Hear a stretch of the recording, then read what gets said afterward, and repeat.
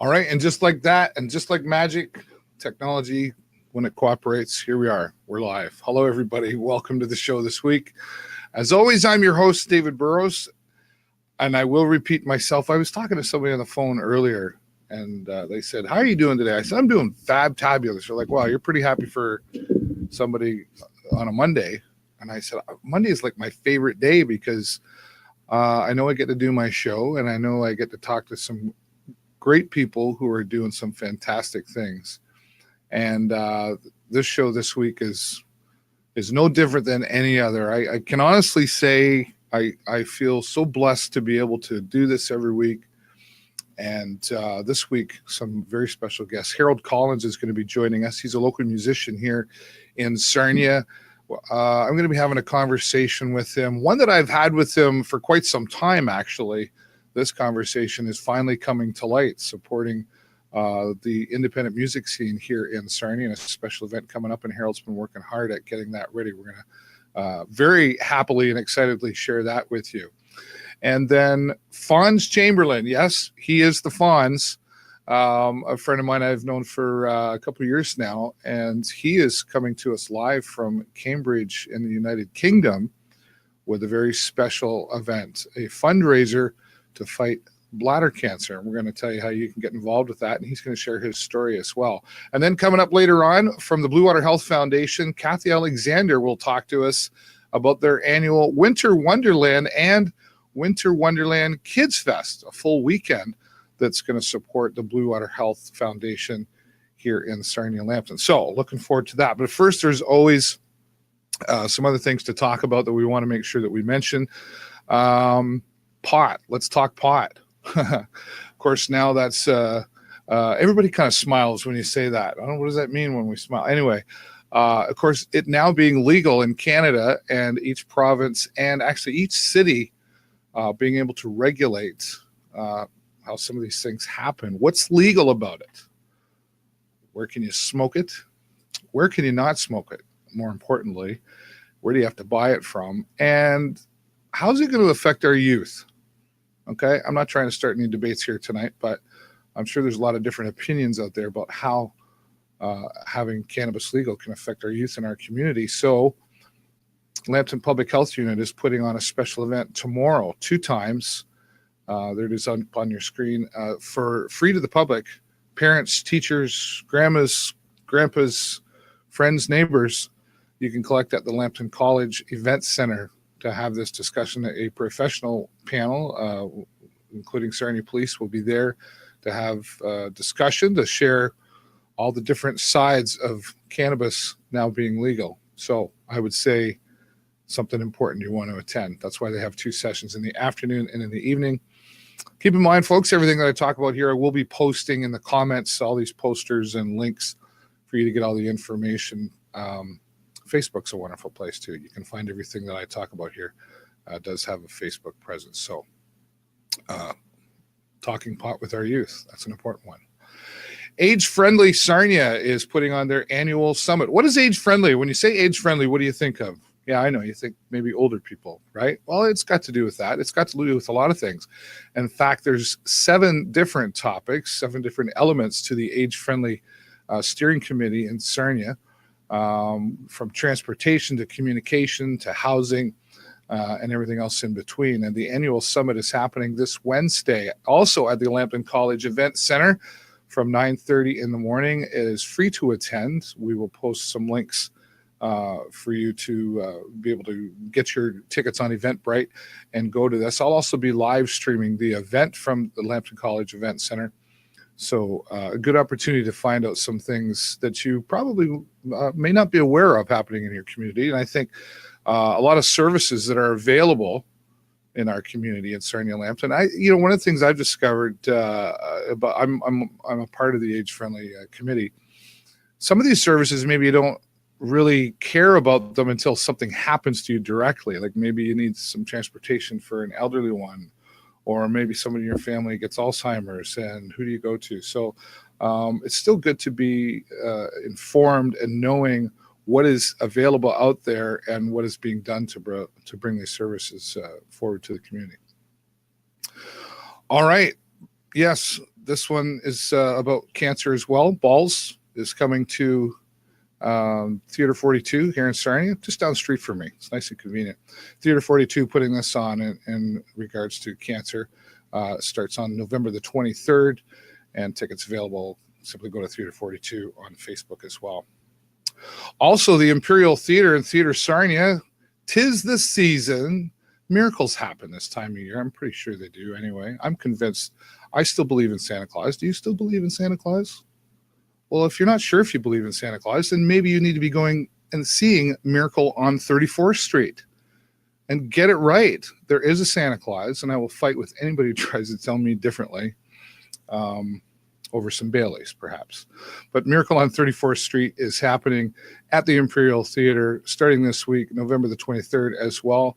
I'm excited. I'm privileged to be some of the few that's been invited to the dress rehearsal the night before on the 22nd. So I'm sure I'll be coming out of there feeling all Christmassy and stuff. So if you talk to me after later that night, which I usually post something, I'll probably be in a really good Christmas mood. So Miracle on 34th Street, you can go and get your tickets. Go to imperialtheater.net online. Tickets for that. We had an interview with some of the cast members a few weeks ago. They're very, very excited. And the guy that's Santa Claus, it's really him. I'm telling you, we have Santa Claus right here in Sarnia, Ontario. So it's going to be the real deal. Check that out, Miracle on 34th Street, imperialtheater.net. There's a picture of me at Your TV Sarnia this past weekend. I was in their studio along with many others for the annual Rotary Auction, raising thousands of dollars. I was happy to be invited to be one of the hosts of the Rotary Auction show, and my friend Norm made me sit down in the studio and took my picture there. So I told him I'd give him a shout out. So thanks, Norm, for that.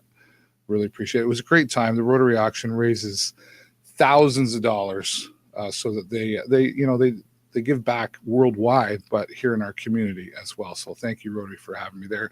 And thank you, Your TV Sarnia, for welcoming me there as well. All right. Finally, the Sarnia Sting. It's really been hard to talk about the Sarnia Sting on an 8-win losing streak. I have to say, every time post-game when we go down into the players' lounge to talk to the players or the coaches for a post-game interview, after about the second or third time when they lose, you're like, how am I gonna, you try to be positive, right? And the positiveness finally paid off, although it started off last week as a loss of 7-3 against Oshawa Generals. And fans were certainly hopeful. The Sarnia Sting have been in a rut. This made it the 8th loss in a row for them. So, I mean, who's not disappointed? Everybody wants their team to win, right? We never want to lose. Fact is, you do. But I think when the teams are down, that's when we need the fans the most. Folks, get your tickets. Come on out and support the Sarnia Sting. They've got a great team. And then finally, the next day comes along where they play the Peterborough Petes, where honestly, I think people were doubtful in the beginning as to whether or not they were going to be able to pull this off if they lost to the Oshawa Generals, because they were a tough team. Peterborough Petes, no slouches in the Ontario Hockey League as well. But they were able to finally pull it together and win. It was a very exciting game because they were winning 6-0 up into the third period. It was an amazing game. And then Peterborough Petes decided they were going to get involved, and it was a final score of 7-4. And we were able to get together with Braden Guy post-game, and he talked to us about what was happening with the Sting and what was clicking and what was not clicking, and what finally did click for the Sarnia Sting. We're going to bring you that interview right now. Take a look.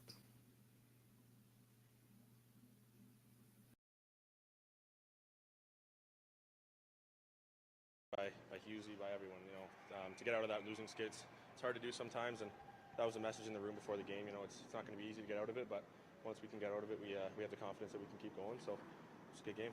You guys were in a little bit of a rut there. You go back the last couple weeks. I thought you guys deserved better in some of those games. You were playing some pretty good hockey, just weren't getting the results.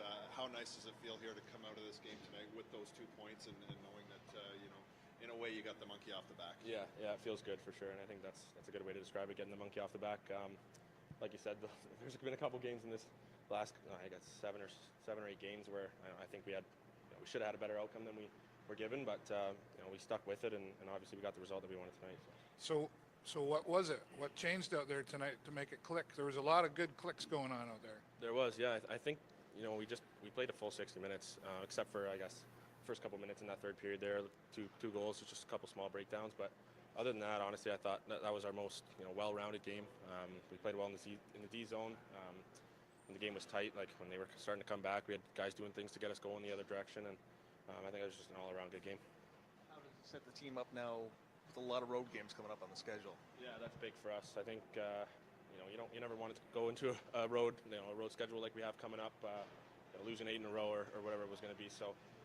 For us to get the big one before we go away and not play here for a little while, it's big for us. Just the mood in the room after the game. It's just one win, but how different was it in there tonight? The mood in the room? Yeah. It was a lot different. I think before the game we had a lot of confidence. We knew there was just a good feeling in the room, a good mood going around the room this morning, and I think for us to come out with those 2 points, that's huge for us going on the road trip like we just talked about. And the mood was really good in the room after the game. It was really good in the mood before the game. It was good in between all the periods. All the guys are positive. So I think if we keep that attitude up and keep going positively in the room, then we'll be good.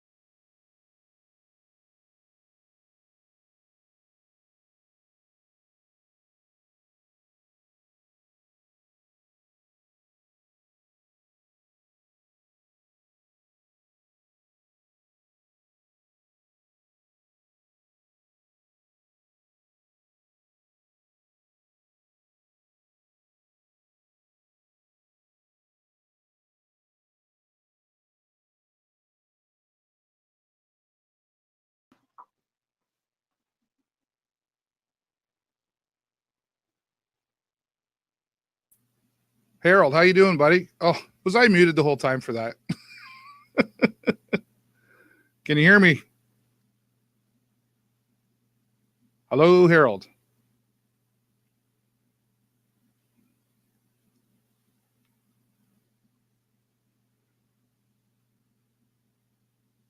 I don't know if he can hear me or not.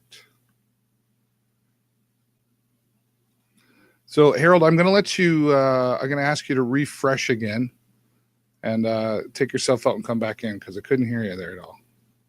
All right. And I think I was muted a little bit there. So I was saying our friend Liam Henderson stopped by from Canada's Smartest Person Junior, and he brought lots of smiles to us all at the Sarnia Sting game, giving us a go Sting go. And Liam, always a pleasure to have you coming around, buddy. So we're looking forward to seeing you again. All right, our friend Harold Collins, we're going to try to bring him on. Are you there? Harold, can you hear me? Hello, Harold.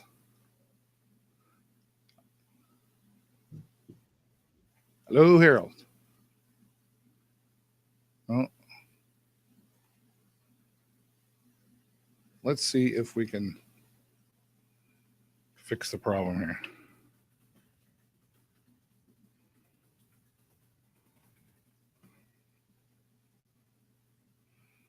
All right, well, let's see if we get Harold to refresh himself, and we'll come back. He's going to talk to us about a special independent music event that's coming here to Sarnia, and he's been working on this for quite some time, and let's see if this works this time.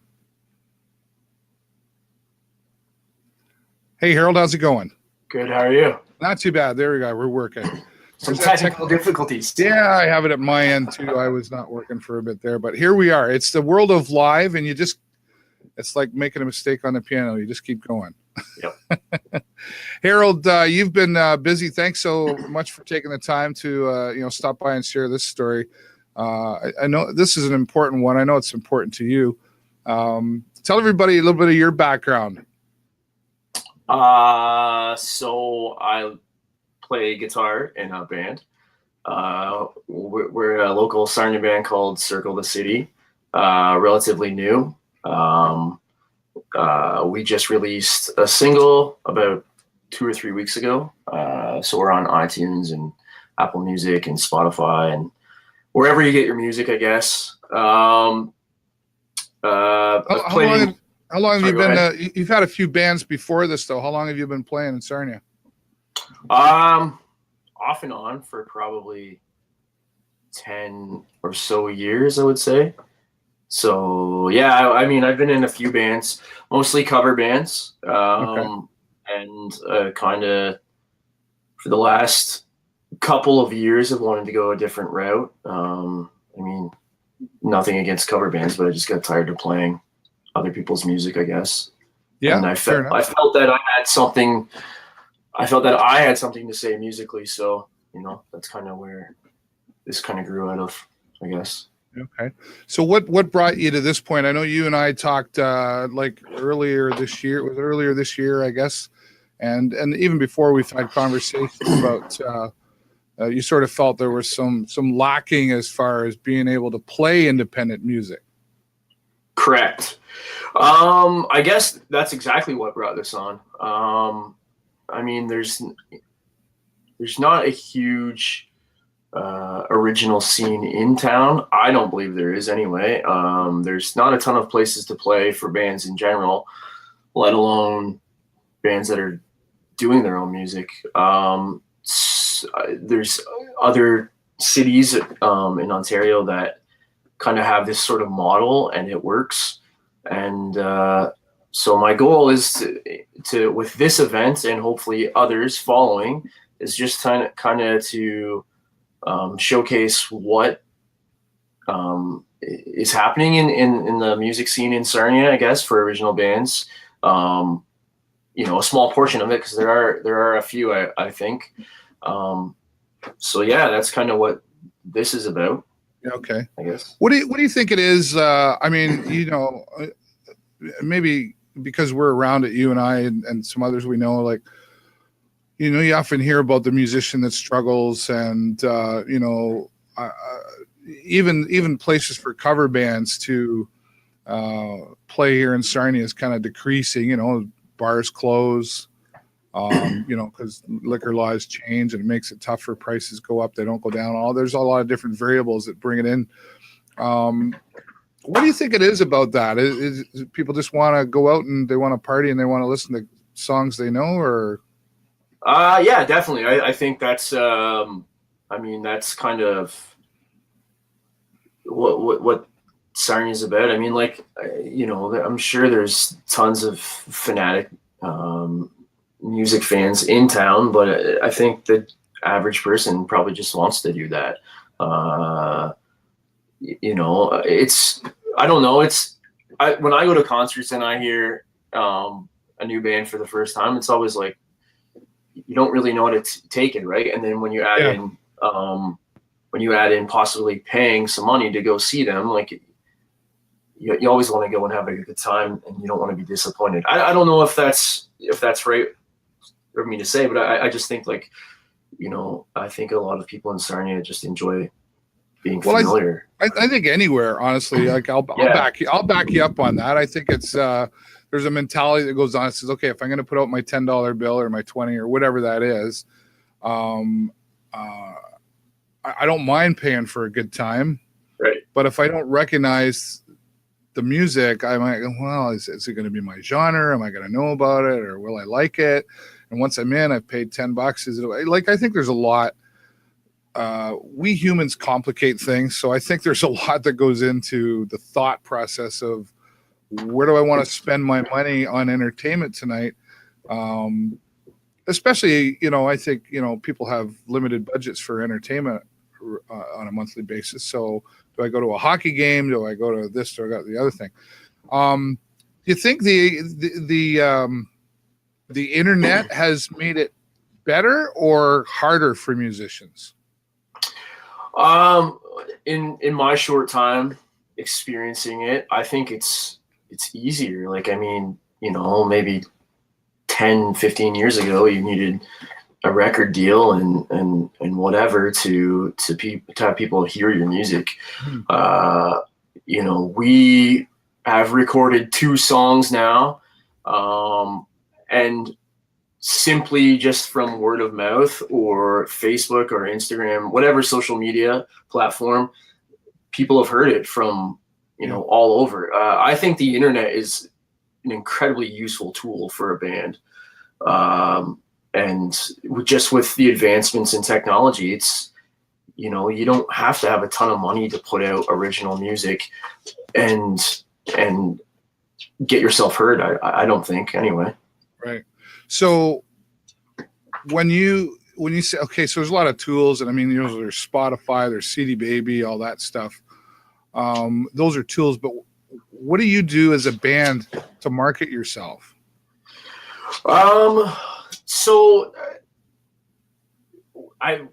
That's a good question. Because we've kind of just got into that, really. Yeah. Okay. I mean, Facebook has, you can boost your post or whatever. You can spend some money.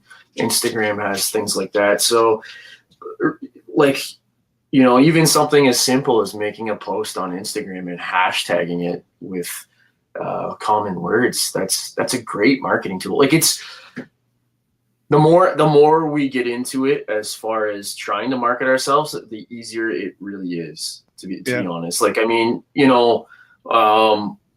this isn't my full-time thing. Like, I have a career, I have a full-time job, a pretty good paying job, but for me to spend $20 to possibly get up to 3,000 views on something, like, that's pocket change, really. So that's how we market. That's how we market our band. What about print? Like a good old fashioned printed poster to hang up in a music store or something. Do you still do that? Yeah. So for this event coming up, I made one, last weekend. It took me, I don't know, half an hour maybe to come up with an idea that I wanted. I found a free template, again, because of the internet. And I'm actually going to be dropping one off at Cheeky Monkey to promote there. But yeah, I don't think print is dead, if that's kind of where you're going with that. No, I think there's something to be said that for the in maybe not in all aspects of the world, but I think in the music industry, people still want to see the poster on the wall. It's kind of like Absolutely. album art. Absolutely. I mean, you're right. I think people still do. Maybe not everyone, but myself as a music fan, I still buy albums, and I like linear notes and all that stuff, and that's a whole part of the experience, is the visual aspect too. So for sure. Well, kudos to you for putting this together, working on it. Like I said, I know we've had a few conversations, and it's been something that's been on your mind to do, and timing's probably a big piece of making that happen. So that's awesome. Tell everybody where it's at, how much, what time, and who's going to be there. So this is the first ever, I believe, Sarnia Indie Night. I know you had a Sarnia or an indie music thing going on. But so this is going to be happening January 19th. It's a Saturday at Theater 42, which is on the corner of Indian and Divine at the Unifor Union Hall. It's a great little venue. It's a fantastic venue. I was just in there the other day. Absolutely. I was blown away by how they've changed that. And I've been dealing with John LeVere there. He's been great, absolutely great. So the bands on it are Noise Pollution. They're a younger group of kids that are, they're not too bad.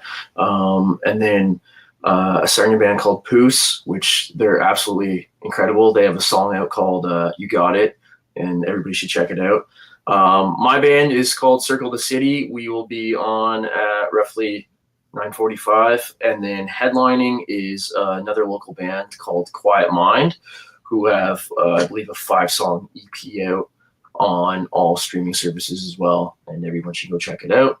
The doors open at 6:30 p.m. First band is on at 7 p.m. All right, fantastic. And I know we've got a link. People can buy these tickets online at Ticket Tailor. I think they can go to, if you go to Theater 42's Facebook page, I think they've got a link there as well. Yeah, and the tickets will also be available from members of each band. So, all right. So if I want a couple, I can get a hold of you. Absolutely, Dave. Yeah, I'm hoping I can. I got to check my schedule, but I think I can be there. Well, I hope you can make it. Yeah, I'm going to do my best to be there. And there's Cash Bar there, right? And there'll be lots of locals down there for sure. I know when these things happen. Yeah, I put on Indie Fest a few years ago. I did 4, and I understand, the hard work and the struggle to try to get people out there. So fantastic to see you putting this together, and happy to have you here and help you promote it. We'll do our best to get some ticket sales out there for you. Absolutely. Thanks for having me. And I appreciate all the support over the last few years. Yeah, no problem. I got you anytime, buddy. Thanks for being here, Harold, and we'll see you at the event. Awesome, Dave. Have a good day. Cheers. Our friend Harold Collins, I've known him for a few years, and I know he's been working on, as I said, this conversation has been going on for a year and a half anyway, and it's finally come to light. Sometimes, like I said, timing is important on everything to make it happen. So check it out. Go to Theater 42 on Facebook, and you can also find just Harold Collins in Sarnia, and we'll be posting a link to Ticket Tailor for you to buy those tickets. $8 in advance, $10 at the door. But don't wait. I don't know what it is. Just people like to wait and buy their tickets like the day before. I kind of get it, but when you're the guy putting on the show, you're like, whoo, is this thing going to work? So make your plans to get out and check them out. If you're a fan of independent music, you're going to, I know all these bands, you're going to really have a good time. Thanks, Harold. All right. Well, this one, I've been looking forward to this one. I don't get to talk to this gentleman as often as I'd like. Voice. It's usually a text or something.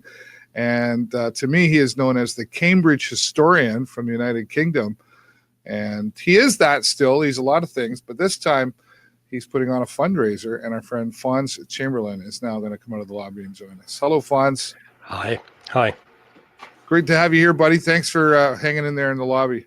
No, that's fine. I was really interested in listening to what you were saying. And I'm looking at doing events, like you were saying, it's hard to get awareness out there to people. And especially doing this event, I've spent the last week promoting it and getting people aware of it. Yeah. It takes a lot of people involved to spread the word and get everything going, put it together, right? Yeah, it does. Yeah. But it's just getting people together to build the schedule, because you can imagine it's a 12-hour event. To fight bladder cancer. So everybody got their own little place. And in the early days, that's all right. That'll get there. I'll ask them tomorrow and all that. But now it's only a few days away. And over the weekend, I was still waiting for some answers from people. Oh, really? I thought, I've got to put this together. But today, it's all finalised. The whole schedule's put together. And fantastic. Know exactly who's doing what, when. So, but this is only completed today. But it shows you how you have to keep communicating with people, and because you have one saying, I can do this time. Oh, brilliant. Then you get some saying they can only do the same time. So you have to, that's when it gets a bit complicated. But well, this is kind of a unique idea, somewhat, like to do a 12-hour broadcast on the internet. I mean, back in television days, we had the Jerry Lewis telethon and stuff like that. Yeah. How did this idea come about? Did you say, I'm going to do a fundraiser, let's do this? Well, I've done this before, but on radio. I did a 24-hour broadcast for a London hospital. I don't know if you were at Great Ormond Street, that helps small children and help them get funding. Because my oldest son was there. He had major heart problems and had open heart surgery at 2 days old. So I did this 24-hour broadcast. And so I knew basically how to set out the idea. But with radio, time's easier, you can fill time much easier because you can play songs. Yeah. So you can play and you look at the longest songs there is, like Bohemian Rhapsody and all that. Oh, how long's this one? Oh, we'll stick a Pink Floyd in there because that's about 7. That's right. We'll put a 12-minute song in there. Yeah.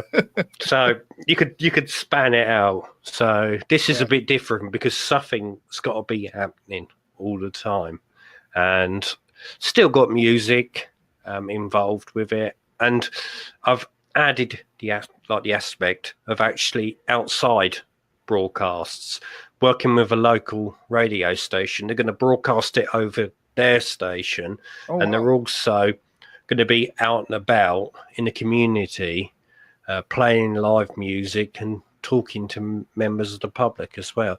So I've brought that into it as well. So I don't know, I suppose it's using what's there and building on it. Well, this kind of makes sense for maybe those who don't really know you as well as I do. Like, you have a background in radio, and now you've got a history, no pun intended, of being in live streaming now. But you are a historian that's what you do for a living, and you live in Cambridge, England, and you're the Cambridge historian. So as a broadcaster, this sort of seemed to make sense for you to do it this way. Yeah, it does. Yeah, like we've been an historian. That it's really weird because you talk about being in Cambridge, but Cambridge is probably one of the most noted cities in the UK. And actually, funny enough, a lot of my contacts actually come from Canada and Australia, because they've either lived in the UK and moved to those locations. So I do get a lot of people from Canada asking questions about Cambridge. Yeah.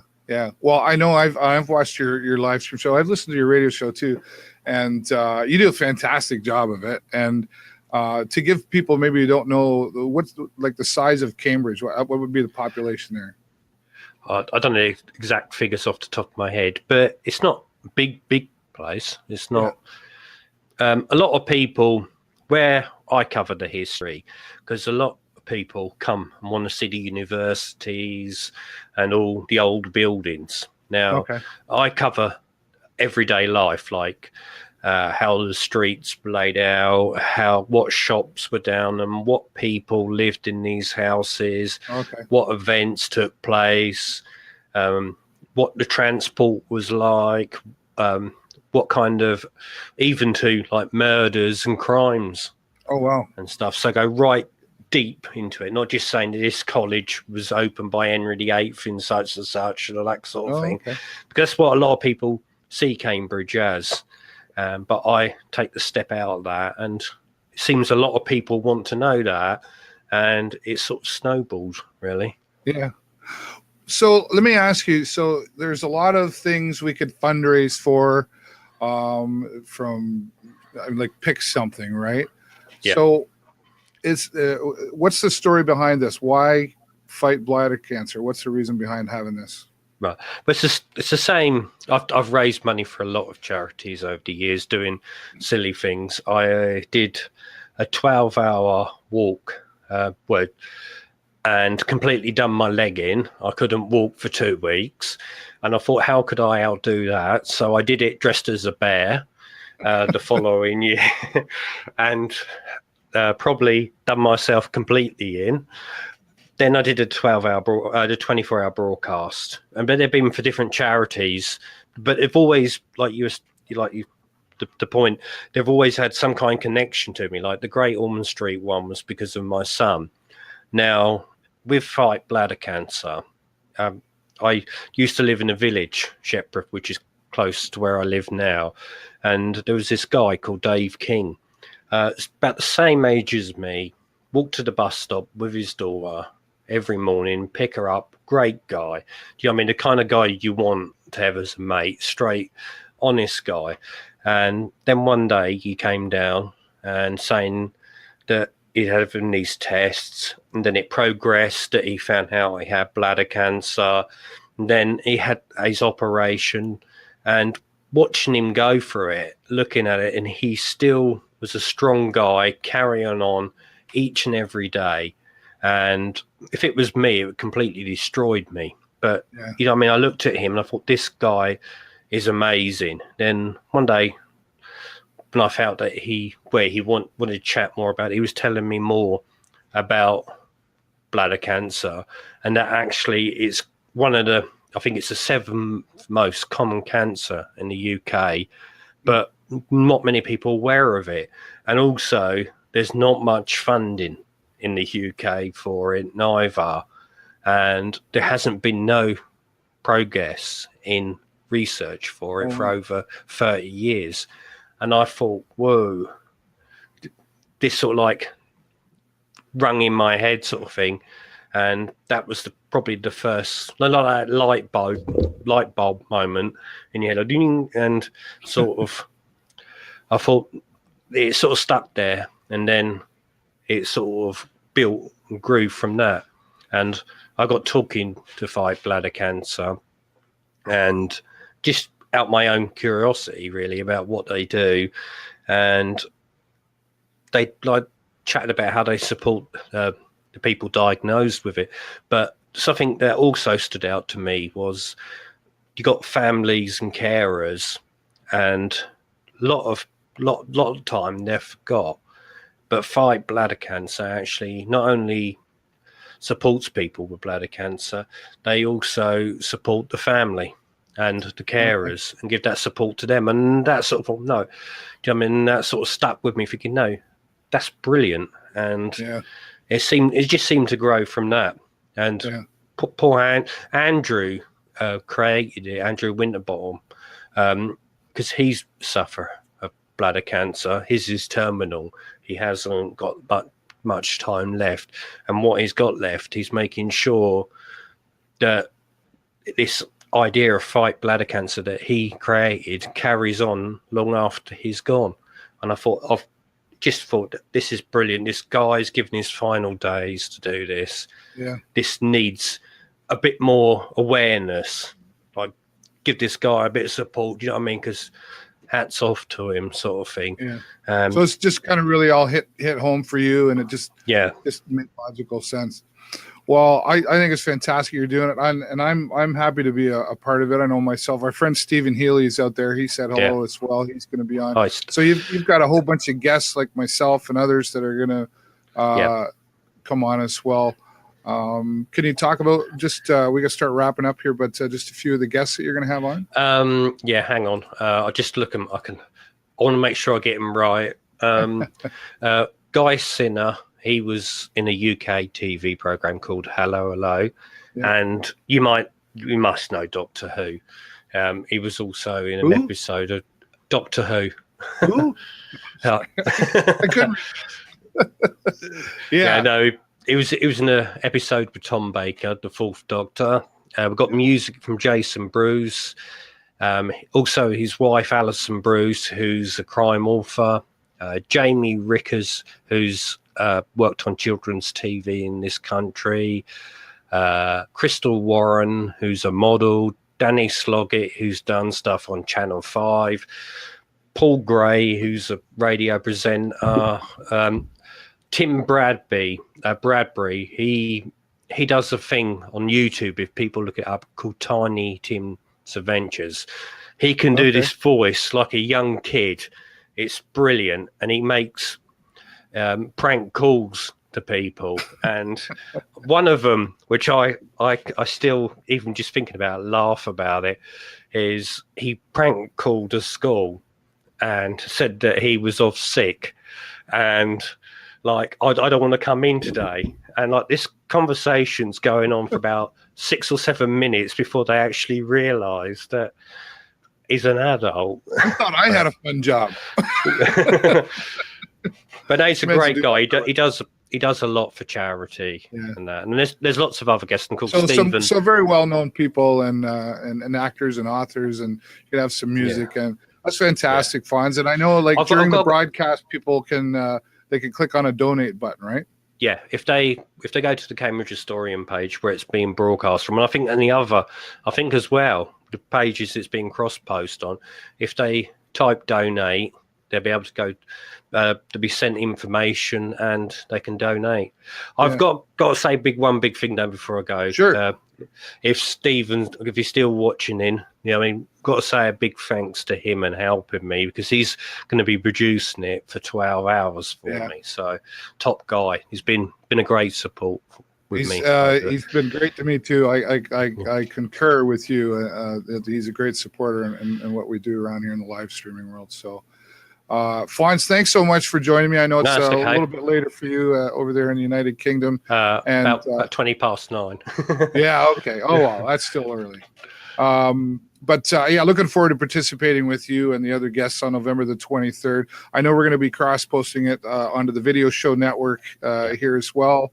And I know Steve's going to have it on the Live Video Hub. So this is going to be broadcast simultaneously in about 5 different countries, which is just awesome, right? Amazing. That's what shows what can be done as well. That's right. Fonz, always a pleasure, buddy. I'll be talking to you on Friday. Thanks for being here, my friend. Okay. No, thanks. Bye. All right. The Fonz, the real Fonz Chamberlain. He's a Cambridge historian looking to fight bladder cancer. Quite a story to be told there, and some amazing people going to be getting involved in this 12-hour live stream broadcast that will be simultaneously broadcast here in Canada, throughout the United States, United Kingdom, Australia, and I believe South Africa as well. So, wow, what a great event to be a part of for a fantastic cause. Thanks again, Fonz. All right. Well, speaking of causes, we're going to bring it back here local now. Our friend from Bluewater Health Foundation, Kathy Alexander, is going to talk to us here about a special Winter Wonderland weekend. Is that how you doing, Kathy? I'm great. How about you? I'm doing fantastic. I appreciate you stopping by. 'Tis the season already. Already. It feels like we just did this, doesn't it? Yes, it does. To, look a lot like Christmas around everywhere. Halloween is done, and we've all shifted from costumes to Santa Claus and elves, and lots of great stuff happening this coming weekend. We're so excited. I remember when I got the call to be a part of this, I was like, is that happening already? Wow. It feels like you're always planning one step ahead, but we're really, really excited to be hosting Winter Wonderland Holiday Market and the Kids Fun Fest again this weekend. It's always a great kickoff to the holiday season. Yeah. And how many years has this been now? Gosh, this is our fourth year. Yeah. We've changed it up a little bit the last couple of years, and we've added the holiday market component on the Friday evening, and the Kids Fun Fest has always been a great draw, so that's something we continue to do during the day on the Saturday, where Friday night's for the grown-ups and Saturday night is for the kids and those young at heart, and it's just been a great success. And the gentleman before Fonz, he was pretty cool. The impact of community and generosity is something that we're very fortunate here locally, but obviously across the world with his story as well. It's just a great way to come together to make a difference for kids in our community and at our hospital. Yeah, and I know like you get a lot of support in the community, and I know you and I have had this conversation before, but I like to try to keep spreading the word about the Bluewater Health Foundation. Doesn't the government give us enough money? Obviously not, right? That's right. So we are incredibly fortunate in our country and in our province and our community that we have hospitals where nobody will ever be turned away for healthcare. But the reality is that the government fully supports the operations of hospitals, but when it comes to new equipment and programming, those are the types of things that government is not able to.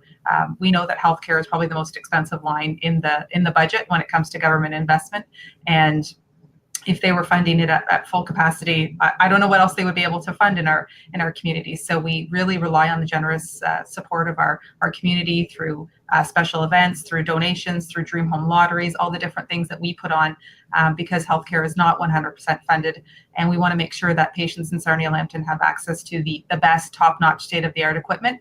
And we wouldn't have that if we didn't have the support of our community. And I feel really grateful that we live in a community like Sarnia Lambton where we have a top-notch CT scanner, a top-notch MRI. We're fundraising right now for brand new mammography equipment. And we cannot do that alone. And we really are just so fortunate that people rally behind our community hospital and make it what it is. We're very fortunate to have a community hospital like ours at Bluewater Health and the impact it has on patients all over. So that's something we're grateful for. Yeah, and I agree with you. I think there's a label, if you will. Why we have a fantastic, and I've only learned this, through you and others that I know there, and I've had to use facilities with my family and stuff. So we don't need to leave Sarnia. We have a fantastic facility here in Sarnia, really because of the efforts of the community and the Bluewater Health Foundation. We've got top-notch stuff going on here. We sure do. And I think something that's really critical is that you said we don't need to leave our community to access healthcare other places. There are certain tests, certain surgeries, certain interventions that Bluewater Health will never be able to do because of the type of hospital that we are. So we are a designated community hospital. We're an acute care center. But if you required open heart surgery, for example, you would be transferred to London likely, or another larger center like Toronto. But how fortunate are we that London Health Sciences and St. Joe's in London are down the road from us? We have so many services that we do have available here, though. Cancer care treatment, top-notch, diagnostic services, mental health and addictions care services. We have so many programs and departments here at Bluewater Health that there really is no need for us to leave the community unless it's necessary for us to leave the community. And I can tell you from learning from other hospitals, every hospital is busy. They want people to stay at their own community hospitals. No kidding. And we, the staff and the physicians and the volunteers that make up Bluewater Health's family are incredible. And it's an honor and a privilege to actually hear the stories from people in our community of the care that they received, like you sharing your experience, Dave, or other people reaching out and saying, Dr. So-and-so or nurse so-and-so, they cared for me with so much compassion. And you know what, our physicians and our staff and our volunteers say, well, that's my job. Of course I did that, when we get to share these wonderful stories that people in our community are sharing back to us. And more and every single day I get the privilege of hearing the stories of the care and compassion that our staff and our physicians provide. We don't want people to come to the hospital unless they need to, but we want people to know that when they do need to come to Bluewater Health, we have everything that they need here, and we provide it with such incredible skill and compassion and care. I had both of my daughters here, and it was an incredible experience. And I had one in the old site and one in the new site, and the difference and the impact that a generous community can have on a hospital is pretty remarkable. But the people that cared for me and my girls when they were delivered at this hospital were incredibly equally skilled at both sites. It's not the building, it's the people that make up the building. And we really are really fortunate at Bluewater Health. Yeah. I know people are probably saying that's her job, she needs to say that, but it's not, it's outside of the realm of my job. I get to hear from it every time someone comes into my office and shares an experience of care, and they just want to say thank you. There seemed, and I get that. I mean, and I know you're very sincere, and you are genuinely passionate about what you do. And you've shared a lot of different stories with me. You could never run out of stories, really. It seems though, like there's really a community, like with Lambton Public Health and Bluewater Health Foundation and Lynn, and like they all seem to really be talking to each other. It's like it's a big thing, this public health around here, and there's no perfect system. There's always going to be some glitches here and there and paperwork and all that, but at the end of the day, it seems like there's really a lot of communication going on between all the public agencies. Would you agree with that? I would agree, and it's pretty remarkable what can happen when people come together and break down barriers and break down silos. And there's a lot of incredible collaboration happening in our community at all different levels, and we all need to support each other in the efforts that we have, because a healthy community is what, at the end of the day, we all stand for. Well, yeah, and I guess probably the obstacle, if it is, I guess at times is educating people on what's available, because I think a lot of times, like my dad has Alzheimer's, so until that happened, it wasn't in my world. I all of a sudden had to go, ooh, who do I talk to? Where do we get some help? All that sort of stuff. So that's probably an obstacle at times, because people don't use these services until all of a sudden. That's right. I need it now. That's right. And hospitals and healthcare are oftentimes a crisis reaction. Someone gets hurt or someone gets sick, and you do your best to plan for circumstances that come up, like Alzheimer's or dementia or cancer diagnosis or an illness. But we don't really think about those things daily, and it's so important that we wants to. Yeah, exactly. But it's so important we talk to our family members and our loved ones and understand their wishes when it comes to accessing healthcare at Bluewater Health or any other service provider in our community. But I think what's really special is there are agencies working together, and Bluewater Health is just one piece of that healthcare puzzle, if you will. Yeah. We have family health units, we have teams, we have providers, volunteers. We have the largest dedicated crew of volunteers in this community that meet and greet and provide answers for visitors and patients when they come into the hospital. But I think the working together is something that we all should be really proud of. And Sarnia Lambton does that in a lot of different levels, not just when it comes to healthcare, but absolutely. It's a truly, I say this all the time, and I really do believe that we live in the most remarkable community in the province, if not the world, where people just continuously support one another.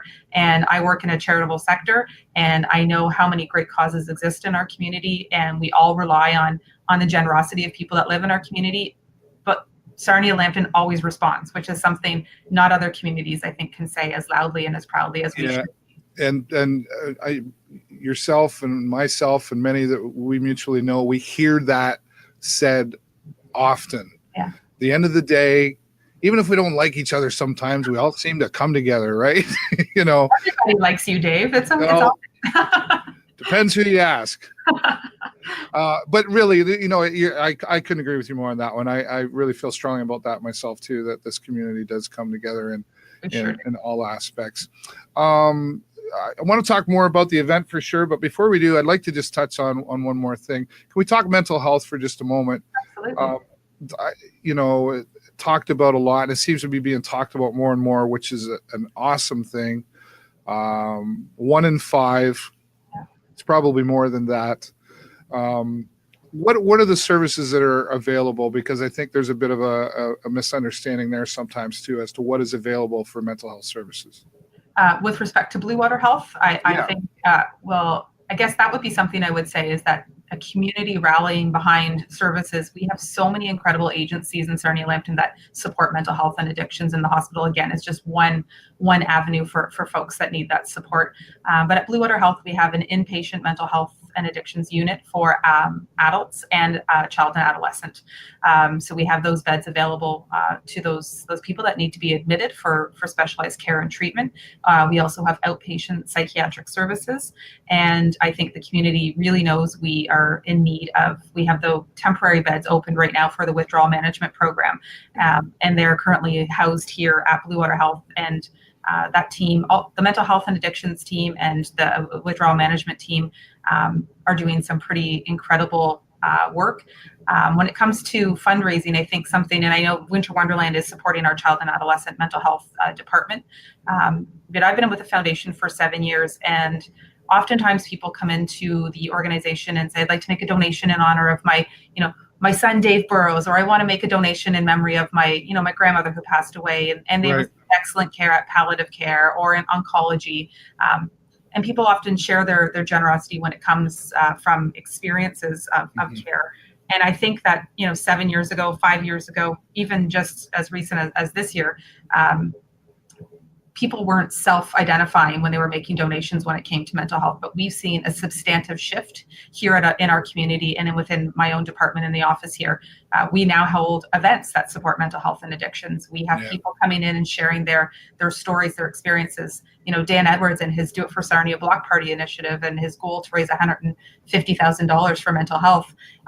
That's something that was unheard of when I first started in this office. And I really think a lot of it has to do with stigma and people talking and sharing about their needs and their experiences. And I think the important piece is, like you said, 1 in 4, 1 in 5, whatever stat people are saying, are affected by mental health and addictions. We know that people in our community are struggling. We know their family members are struggling. And we know that it's also, something that does need care and support and wraparound services. And we do have that available at Bluewater Health for patients that need that care. Yeah, that's fantastic. And like I said at the start of that, it's talked about more, which is a good thing, right? I think we still got a long way to go. I agree. But it is nice to see that headed in the right direction, I guess, Yeah. And again, another services, not just at Bluewater Health, but all throughout Sarnia Lambton that seems to embrace the fact that we really need this, and there's still more that haven't spoken up yet. Yeah, and Sarnia Lambton is not alone in that situation or circumstance. No. But we do know that our opioid addiction, for example, is higher than provincially compared to other communities. So we know that drug addiction is a big concern in our community, and the withdrawal management program is doing incredible work. The team that came together to open those temporary beds did it in such a incredibly quick and responsive manner when they got the go-ahead to do that.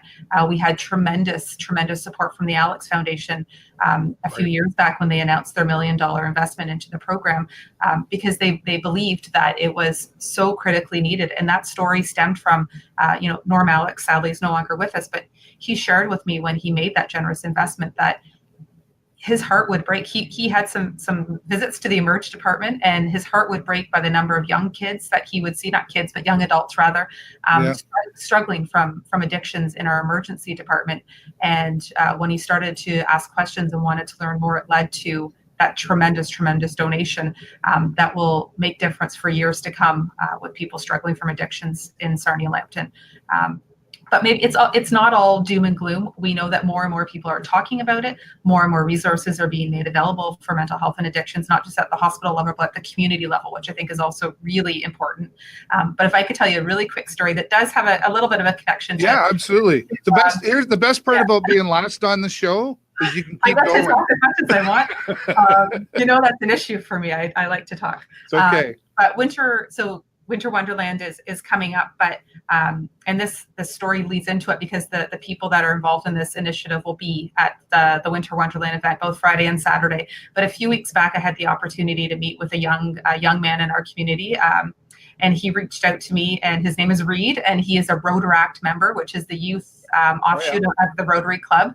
And he reached out to me to pitch an idea of designing and creating holiday greeting cards.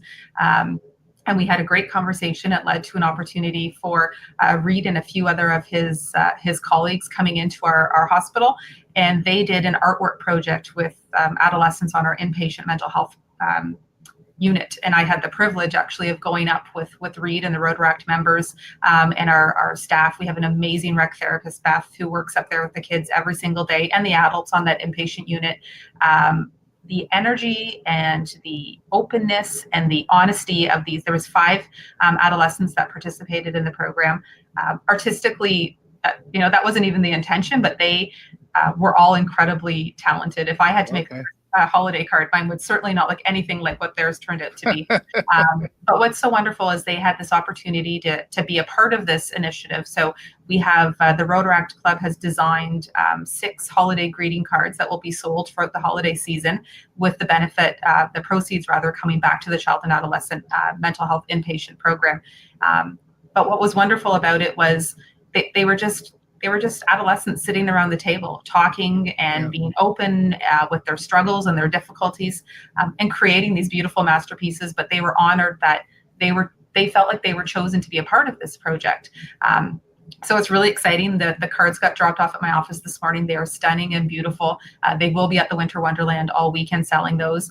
But it's youth helping youth, and again, an example of community coming together to support and make a difference, which was really cool to see. And these kids were amazing. What a great story. And, I think inside that story, what I hear is sometimes the environment around us that makes us comfortable, and maybe we just get socializing, and next thing you know, we've got something in common, and we're all, we're just sitting around the campfire and sharing stories, kind of thing. We're all in this together.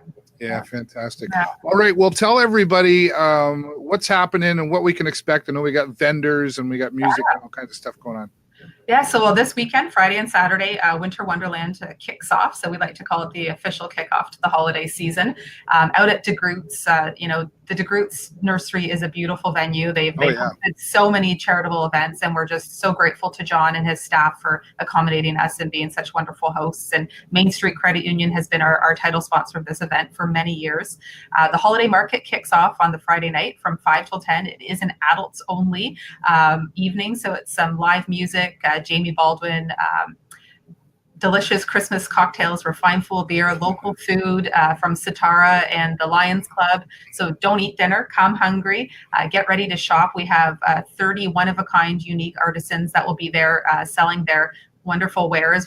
It's amazing. You get to have a cocktail, listen to Christmas music, do your Christmas shopping. I love Christmas. Yeah, I do too. And leave your kids at home because you can buy great gifts. Get a babysitter. Santa Claus will be there, so you can get some selfies with Santa. It's just going to be a lot by But you had me at Refined Fool.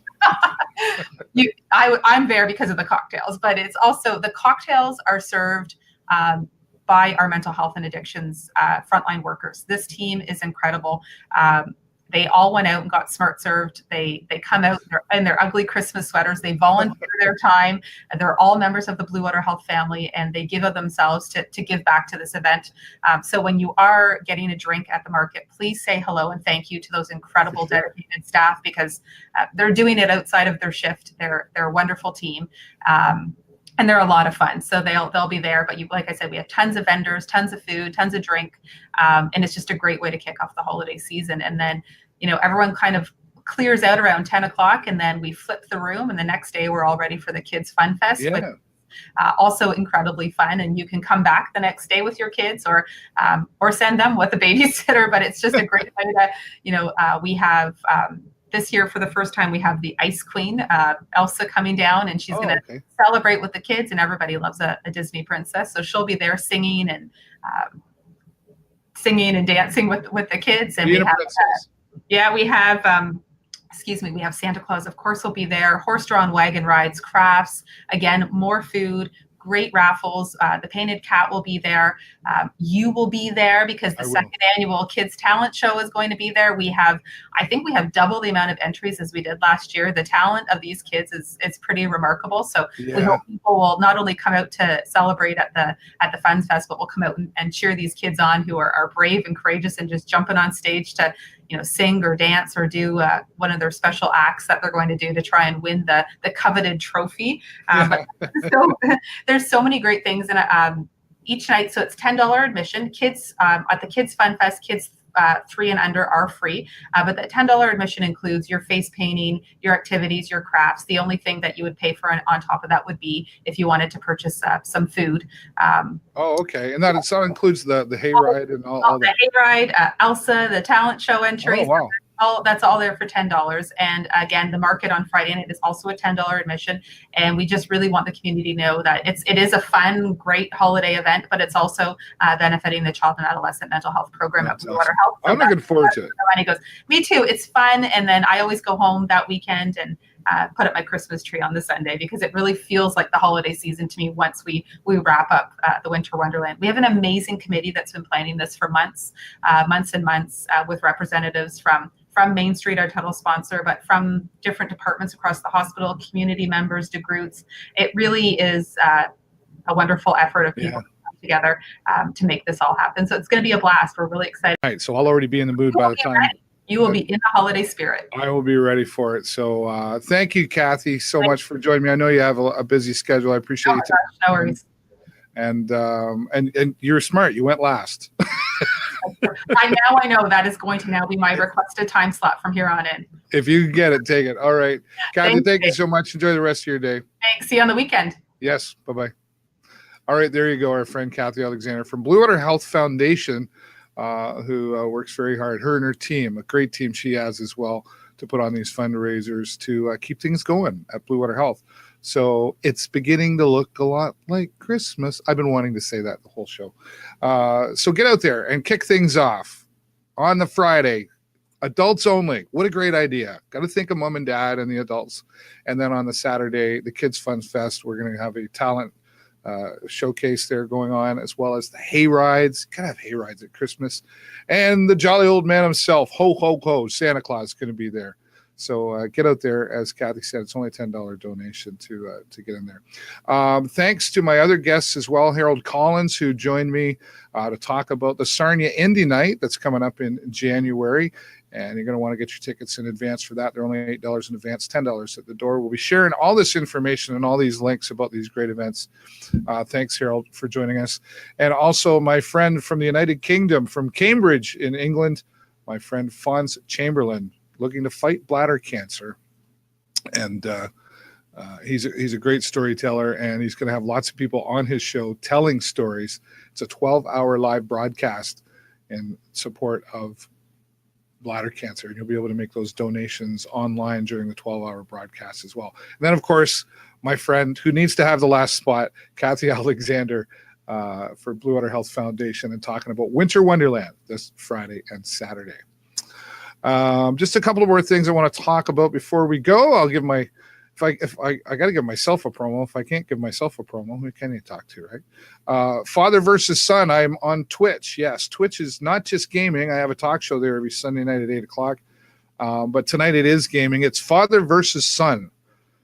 Yeah, we play games. And if you want to see me get my butt kicked, then you want to be there. The link will be on my Facebook page tonight. It's twitch.tv/Dav Burrows.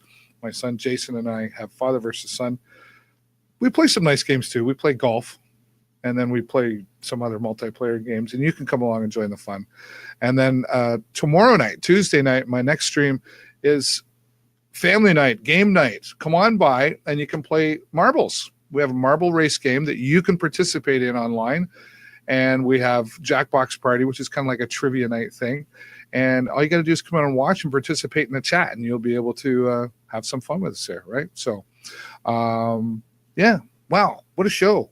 We're overtime, but that's okay. There's no really overtime because nobody tells me what time I got to stop. So it was fantastic having all my guests on, and fantastic having all of you join me. That's all the time I got for you this week, everybody. Have a great week and an even better weekend. I will talk to you next time right here on the show live. Bye for now.